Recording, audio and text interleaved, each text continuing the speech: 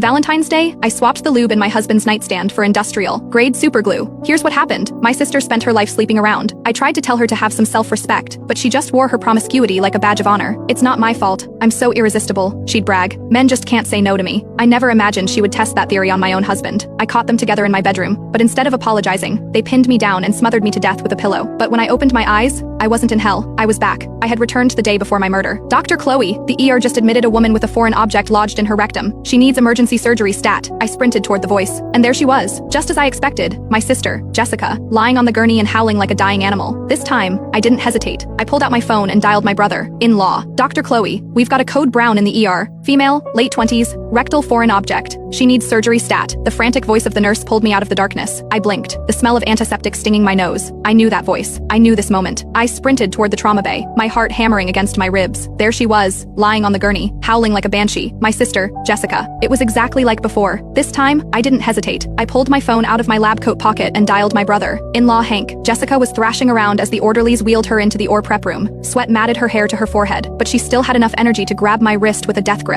Don't you dare tell Hank about this? Do you hear me, Chloe? She hissed, eyes wild with pain and panic. I stared at her. The familiar scene played out, but the crushing heartbreak I felt in my past life was gone. All that was left was cold, hard hate. When I didn't answer immediately, Jessica dug her fake nails into my skin. I am talking to you. The sharp pain snapped me back to reality. I slapped her hand away hard. Smack. Don't tell him? I feigned shock, my voice dripping with sarcasm. Why, isn't this Hank's handiwork? Did you guys get a little too freaky? I covered my mouth in mock horror. Or you screwing around on him? Who is the guy? Did he run off when the toy got stuck? Jessica's face, already pale from agony, turned ghost white. Shut up. I'll rip your mouth off. My eyes widened. No other man. Wow, Jess. I didn't know you had it in you. Maybe I should call mom and dad too. Let them see their golden girl in all her shining glory. Jessica tried to lunge at me, but the massive object lodged up her backside kept her humble. She groaned, falling back onto the sheets. You little ungrateful brat, she snarled. Wait till I get this thing out. I am gonna wreck you. I turned to the anesthesiologist board. Knock her out. Two nurses pinned her down as the drugs hit her system. Within seconds, the beast was asleep. It took me 30 minutes to extract the object, a heavy-duty tactical flashlight. When I pulled it out,